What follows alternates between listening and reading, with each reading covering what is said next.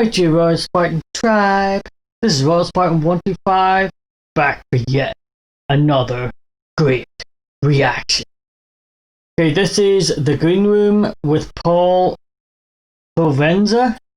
This one was requested a while ago. It got lost in my file system and I'm an idiot because of it. So I'm sorry this took so long, whoever it was that requested it. And if you did request it, let me know. Get back to me, yeah? If you want me to react to any other videos, put it in the comment section down below, and I'll get to it as soon as I can. I'll be leaving links in the description down below for this video and its channel. And my links are there too, so be sure to check it out. Okay, you guys have been requesting a lot of music videos lately, and that's great. That's great. I like new music. It'll be fun. And I requested scary videos, and you guys have given me scary music videos. But for those of you out there who aren't in the music scene, you just want to see like funny videos and stuff, if you could try and find me some scary videos like Nuke's Top 5 or whatever, I'm going to try and do one of them today or tomorrow. Also, I think this one's like a TV program, so I don't know if it'll be blocked or not. If it is, I will find you. I will search through the comment section for as long as it takes to find out whoever it was that requested it, and I'll let you know it was blocked.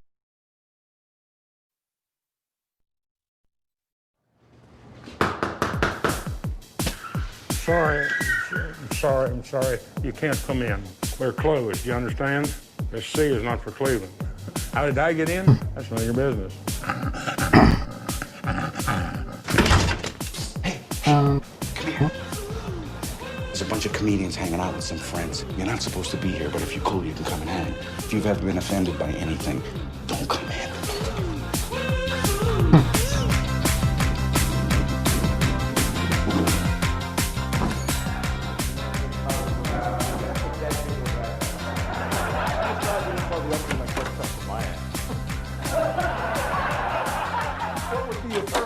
Nobody remembers my act, that's the problem. So you stopped doing stand-up altogether for quite a while? I want to start doing it again to make some money. Yeah. We were worried about you, Drew. Got bills to pay. We would think I was thinking Well, Larry the of Cable passing Guy made like $21 million the other year. Oh, that's now the barometer, 21 million? No, the barometer is Larry the Cable Guy making $21 million. Oh. Well, Larry the Cable Guy popped, right? I have to quote Mark Maron. You know Mark Maron, yeah? Very funny guy. He said something hilarious. He said, you know when you're eating popcorn and you get those little kernels on the bottom that haven't popped yet? He goes, those are the ones with integrity.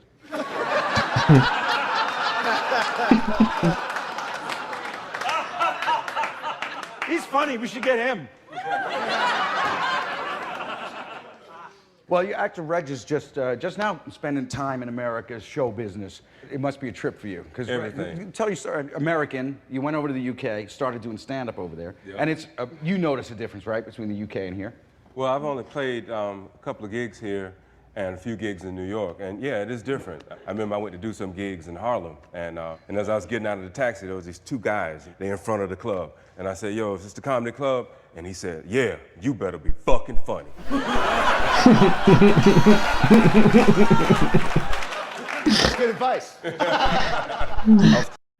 Yeah, it seems to be like just like a powwow between comedians, and yeah, it seems pretty good so far. Closing a gig in Atlanta, and the comic that was on in the middle spot came to me and asked my permission to sell CDs.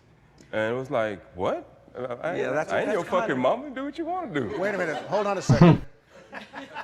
You let him sell CDs?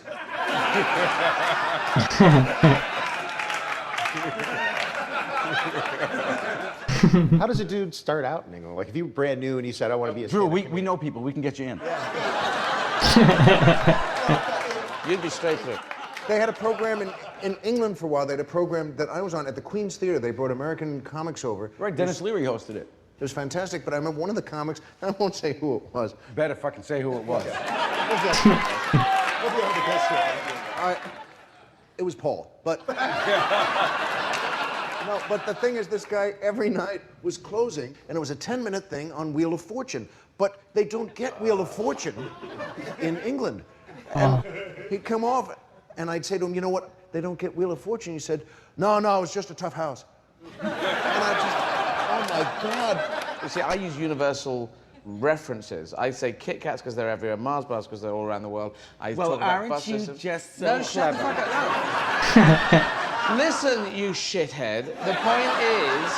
Wish I could afford to travel over the world before I started doing stand. No, but the point... You listen to the fucking point. The point is, without much adjustment, you can actually miss it. If that guy had understood it, and if he explained his references, he could have got his points in. I worked with a guy once, and he used to ask everybody who golfs. Yeah. And, you know, and he would wait for a fucking answer from the audience. And I was sitting there going, who gives a fuck who golfs? Tell your fucking golf joke, goddammit. Seriously. I know a comic in England when the jokes aren't going well and he wants to get the audience roaring back on their side, he goes, who here likes sex? And of course, they're gonna go, it's cheap. I've done shows where I could ask that and they would go, fuck you. Fuck yourself. Yeah, the only way to do it is on the golf thing is who here plays golf? Yeah, okay. Well, tennis is interesting, and then go for the tennis. Just spin all the stuff. I will put it back. I didn't put it back last time, but I will put it back. Okay. Who among you have been to a comedy show and actually heckled the comedian? I've never done it. I've never been to a comedy show, I don't think. I don't get out much. You may have heard this from me before. I don't know. But yeah, let me know in the comment section, yeah? Golf thing is who here plays golf? Yeah, okay. Well, tennis is interesting, and then go for the tennis. Just spin all the stuff. Guys do it to kill time. They got to do 10 minutes and ask them questions. No, I think it's because of fear. I think they fear. That's what I think it is. I think it's fear that people will go, golf? I've never heard of golf. I think that it's not realizing that you don't actually need a segue. Yeah. I had the amazing fortune when I was real young, just a baby comic, teeny tiny baby comic. I was a fetal comic. I was sperm. I was just sperm. I was really, I'd been doing comedy for like 6 months. We get it. You attack me first. I'm gonna and now the point. By the way, Bill Cosby. This whole bench is very tough. This whole side is very tough. We have a good bench, a kind bench. Yes. So Bill Cosby, I had the chance to meet Bill Cosby, and he spent like a lot of time with me, and I would ask those stupid starting questions, like, you know, how do you do segues, whatever. And he said, you know what, you don't have to always be funny on stage. He said, you just have to be interesting. In 5-minute shots, though, in stand-up shots, Tonight Show shots, Letterman shots, it is all about the segues. Yeah, I can't do those. That's what's new to me. When I did New York for the first time, and they tell you I don't know what a segue is. I thought a segue was something you stand on, you lean forward and it goes forward, lean back, goes back. I'm not into the comedy lingo, so you got 5 minutes, 6 if you're cooking. I'm used to doing 45 minutes to an hour, but it's great because you're trying to edit yourself, and while you're on stage, you can be like, okay, the next line in my head, it's a nice lateral move, but it's not necessary. And then you... You said something really interesting about jazz and stand-up comedy. Yeah. Starting in America. Yes. Everybody knows that jazz is a uniquely American art form. Yeah. That's also true for stand-up comedy. Stand-up is purely uniquely American, but the rest of the world has taken this form, expanded it in so many different directions. I would only change one thing in that. I think. Stole it from the Indians. No, yes. That's probably true. Well, you know All right, I said it. I don't care. the first stand-up comedians were actually cavemen standing around a fire going, there were these two guys, right? One was a bear.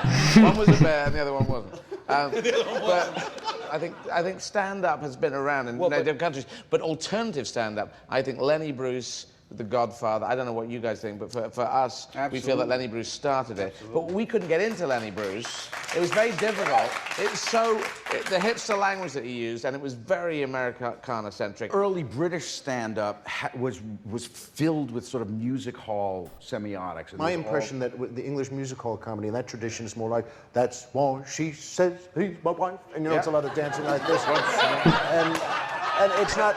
They're doing, I tell you, there's was that actually a thing? I didn't even know. I didn't even know if that was a thing. Oh, I'm just trying to stop it every once in a while, just talk about something. Sometimes you get a video and it gives you like it makes you want to talk. You know, it brings out emotions in you that you just need to express. And this isn't one of them. I can laugh at it, I can have a good laugh at it, but it doesn't give me anything to, there's no leeway, you know, for me, personally. But I'll stop it every once in a while and just say something. Because I need to, you know, because the algorithm on YouTube just likes you to do that, you know. When you have reaction videos. Good! There was a really weird thing they used to do in mainstream comedy, which is they used to go, my old man said, follow the van. Vans are interesting, aren't they? When you drive a van, and they do this. And they, what the? Who told them to do that? It was just weird. But 1979, at the end of punk, then alternative comedy came out in the Comedy Store, which is not linked to the Comedy Store here in LA, and everything's come out of that since then. And it took over the mainstream. American stand-up was the first time, I think, that people actually used to start getting on a stage and say, you know, I'll tell you what I think. You know, the concept of I tell you what I think. You know, try that in Spain in the 30s. You know what I feel? So, I mean, there was no... Italy in the 20s. I love comics that have an opinion, like comics without an opinion bug me. I don't care if he's angry at what, you know, or if I don't agree with his opinion, or her opinion, but if they have an opinion, a really strong one, then I'm hooked. I mean, the best stand-ups, I believe, tend to ruin a generation of comics. Like Bill Hicks ruined a generation of comics in Britain who tried to... Richard Pryor ruined 3 or 4 generations of black comics. Because everyone tries to be like them. Trying to, competent fakes. So many of those people take the wrong lesson away, and they just, you know, get the externals and miss the heart. Jazz and comedy have something else in common to me, but I think jazz and comedy live best in clubs still. In clubs with low ceilings where you get up close and it really rings like a bell. Speaking of which... I'm trying to do big intimacy.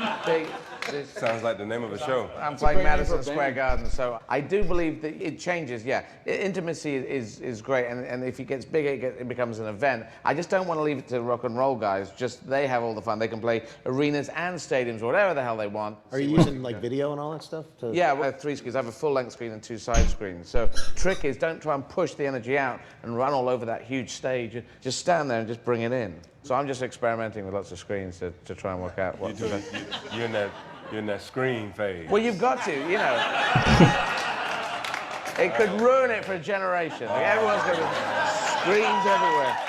Well, do you remember when Steve Martin started playing big, huge halls, Madison Garden size things? Well, he had a lot of street kind of stuff in it. You know, the stuff when you're juggling cats, and I used to do street, and it's really difficult to write. When you think of great visual things, it's really difficult to come up with another one. Talking's so much bloody easier. Did you work with a lot of props? Yeah, a ton of props. When I was a solo act, I used to escape from manacles on a 5-foot unicycle. And when I was a double act, I used to make a bowl of cornflakes disappear. I would do the magician's assistant. My partner said, there's the bowl, cornflakes in, cornflakes milk goes into it. How can it disappear? With a cloth of death. And I just put the thing over my head, and then he'd wave around this magic wand. I'd just be eating them with my face. And then he'd give me the magic wand, which had an enormous wooden spoon on the end of it, which I just continued to eat. And so it was rubbish stuff like that. And it was a knife-throwing thing, and there was a beaver that went through a hoop of newspaper. What? There was a massive props. And then I was at the Comedy Store in London, and I just noticed the respect that was going to the stand-ups who were saying, you know, God, does God exist? And cheese, what can we do with it? And they can just talk about anything. And then they go, well, I'm gonna have some drinks. And I'd be dragging all my stuff off the stage and trying to mop up. And I felt such an idiot. I thought, I'm stopping this and starting that one. You know, I would pay good money to see you and that other guy do your old act. I bet you could make some coin. You would call it Eddie Izzard's old. I'd pay to see that too, to be honest. That sounds good. I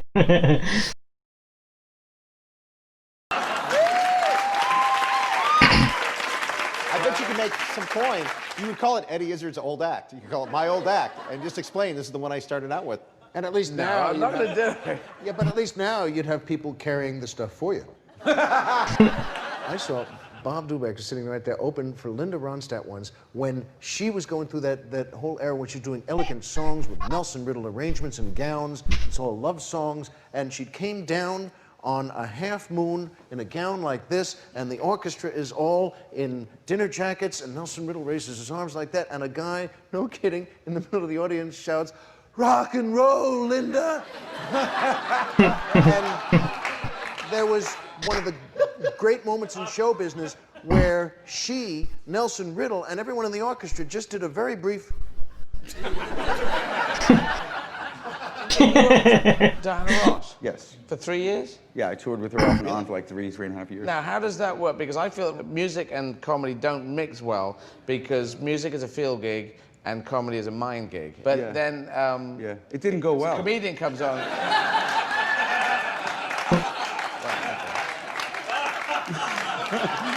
No, here's the thing, is she gave no billing. Nobody knew there was an opening act. And I would go and I would say, look, we've been doing this now for a year and a half. Can I maybe get billing? So she'd just go, no, but here's another $5,000, you know. So I had no billing. So that was the real challenge, because I was basically on while people were still coming in and sitting down. Wow. And then one day, yes, wow. It was fucking insane. And then one day, this thing, you know how sometimes something will just come to you full blown, lights would go down, the music would start up, and you hear that drum roll, you know, and you'd hear, it ain't no mountain high enough for, you know, 15 bars. And then the announcer would come in and go, ladies and gentlemen, welcome to the Diana Ross Show. And the crowd goes, yeah! And then they go, please welcome your special guest, Paul Provenza. And you could hear thousands of people go, oh, God. It's a fucking nightmare, right? That hurts. So one day I came out on stage and I just said, okay, I know, you get all dressed up, you come out here, the lights come down, the music comes up, you're all excited, I show up, you're pissed off, I get it. You didn't know I was gonna be here, but you know when you go to the deli and you buy a sandwich and they give you that pickle with the sandwich? They don't tell you you're gonna get the pickle. They just give it to you. I'm the pickle. And that changed everything. That changed everything.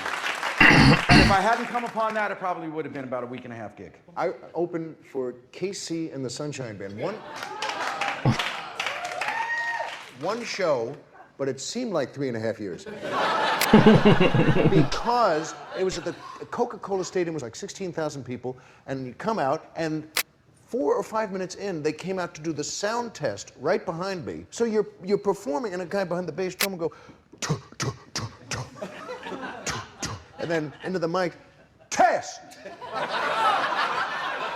Test! And really no brotherhood of performing? Wow. No, there's something I got to say on top of this. If you do your bit of... What'd you do? You're standing on the stage, you're doing your bit, you're trying to entertain people, and someone comes out and starts doing that into the mic, I'd be pissed. Well, like, what am I doing here? Why am I here? Why am I even bothered, you know? Nah, that would piss me off. And then someone comes on... Oh, I didn't put it back. Test! Test! And really no brotherhood of performing? Wow. No, there's something I got to say on top of this. If you do your bit of stand-up and then someone comes on with headphones on and goes, go longer, longer, no, fine. And it's as if we're just sort of cows, you can milk us. And we go, so anyway, chickens, what, you know.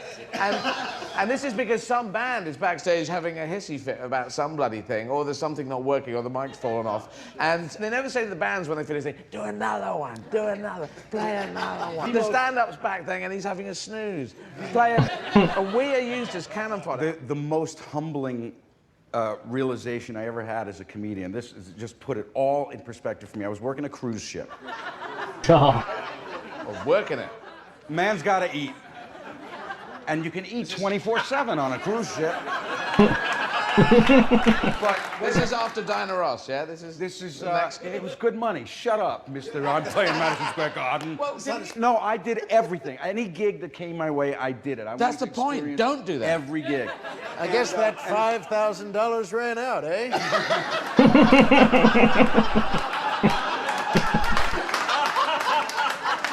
Yes! By the way. Yes! So you're doing the cruise ships, and they do midnight comedy shows. Because they would bring people like us in to do midnight shows because those generally younger audiences in their 70s. And I get friendly with the cruise director, who's sort of like the MC of the ship. he explains to me one night, and he said, well, the reason that you're hired to perform at midnight is so not everybody on the ship goes to the buffet at the same time. Really? Yeah, that's it. Similar thing. And I realized I am a traffic cone. Yeah. That's it.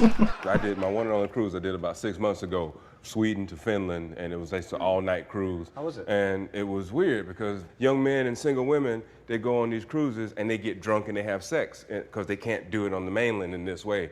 And I asked the guy, I said, why do y'all do this? And he said, it's just an understanding for women. If you get fucked underwater, it doesn't count. And so, What? Wait, what did he say? If you do it on the water, it doesn't count? Is that a thing? I need to go on a cruise. Really? Is this international marine law? If that's not a book title, I don't know what is.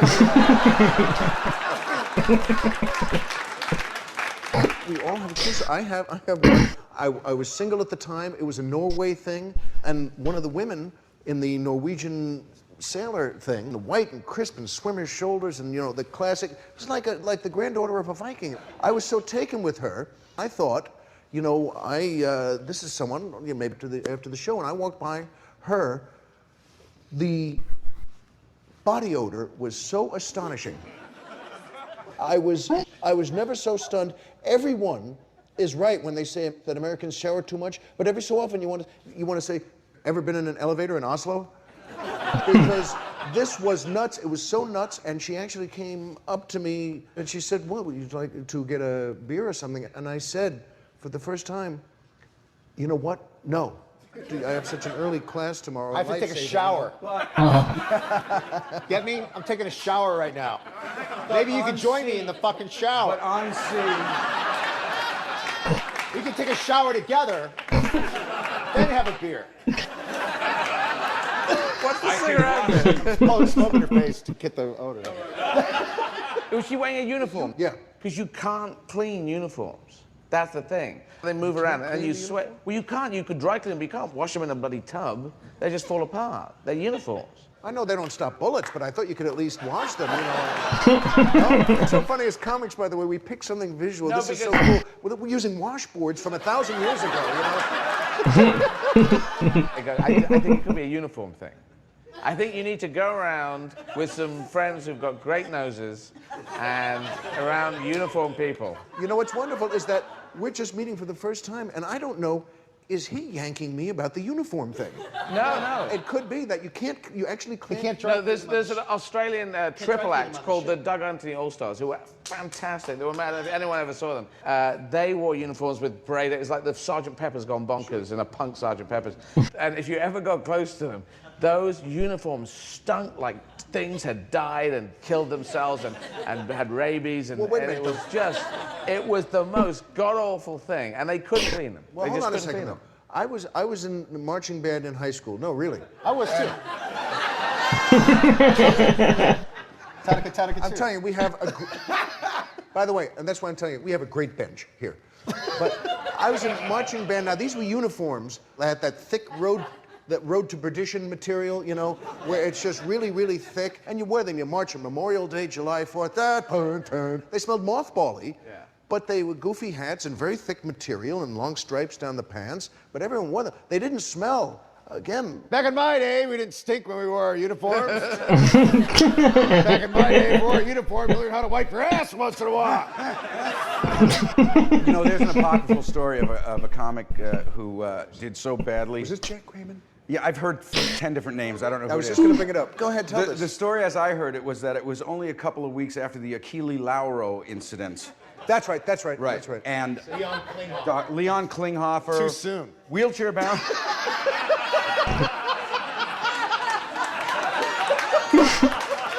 Hey, man, we're all trying to have fun here, all right? I don't know what half the people are talking about here, but it's still funny though. Where they shot Leon Klinghoffer in the wheelchair and pushed him overboard, right?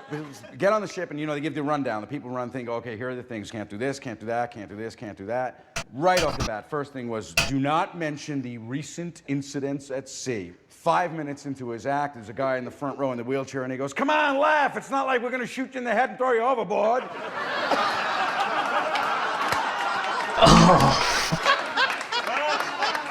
And about 3-4 hours later, he's in bed asleep, and there's a knock on the door, and he opens the door, and there's all these people in uniforms, probably smelling quite well. Go, "Pack your stuff up, you're leaving the ship." And they airlifted him off a ship in the middle of the Caribbean. Wow. But they said to him, they said, "No, you have to leave because we can't guarantee your safety." What? It's not like I'm an old guy in a wheelchair. What are they going to do to me?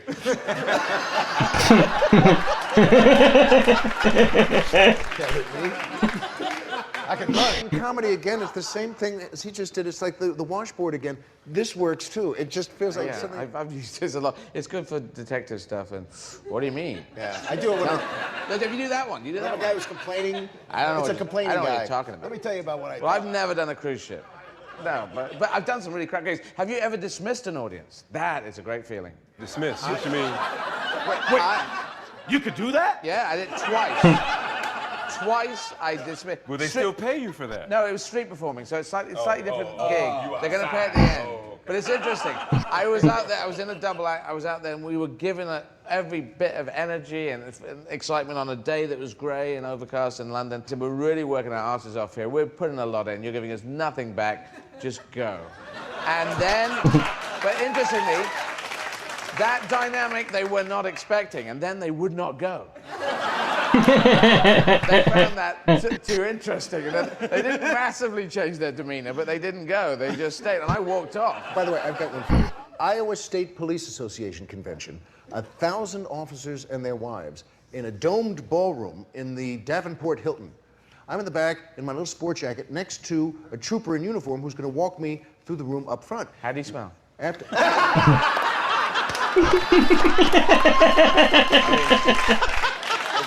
Go through everyone's mind. Okay, guys, I have to admit, I don't know if you're able to watch this or not, if it gets blocked. If it doesn't get blocked, I gotta confess.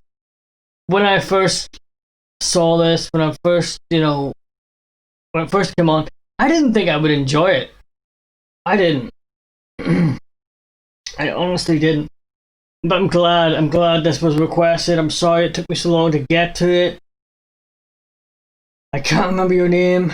If you're here still, if you're still on the channel, if you're watching this right now, let me know it was you, yeah?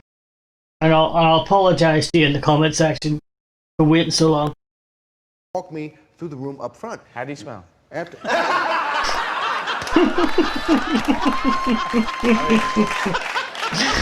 Go through everyone's mind. You know what?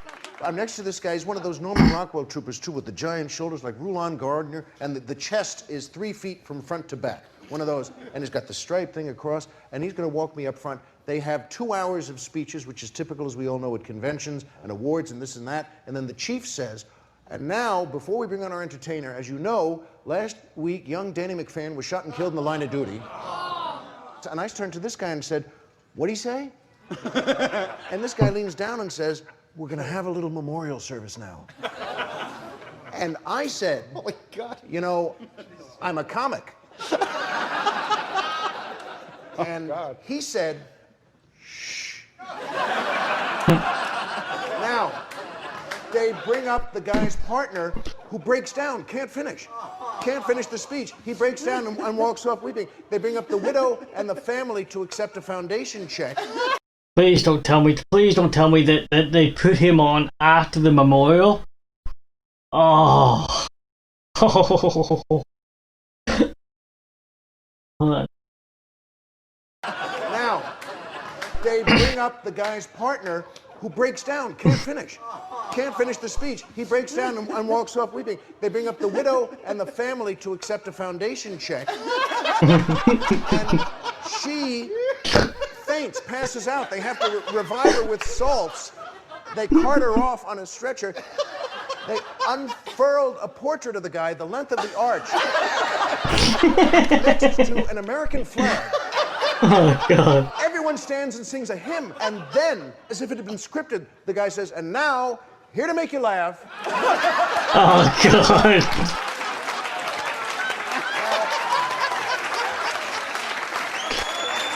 Oh my god.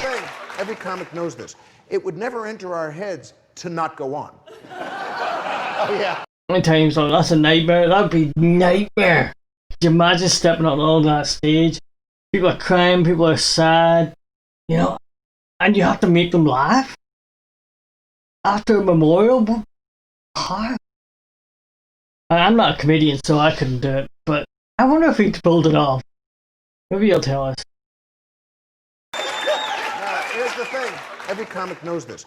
It would never enter our heads to not go on. Oh yeah. No comic would ever say, "This is very bad." I heard from a magician in Britain called Paul Daniels, who I heard that he did this. So it's only for comedians, and it's a tip to make it slightly easier. You have to go on and say, this person has passed away, it's a terrible thing. This gig is for them. This is the one, we do that for them. Dad, we're sorry about it. This is for him. Two cunts walk into a fuck shop.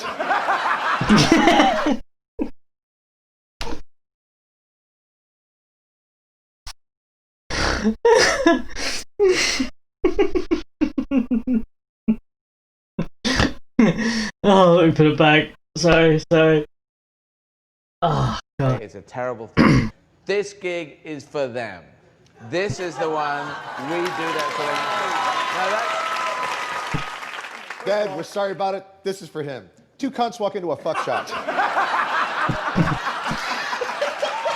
And he goes straight away.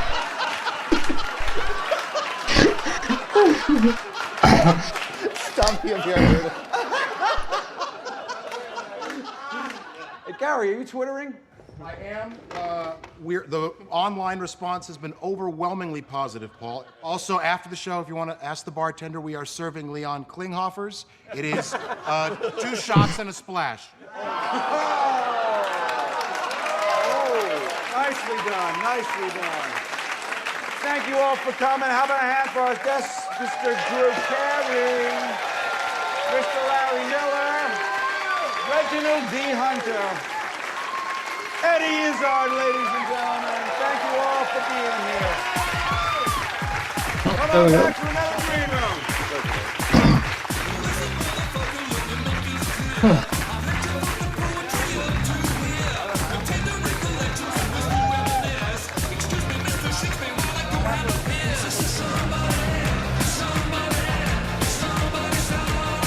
I think most of the people in the audience are comedians. Maybe all of them. I don't know.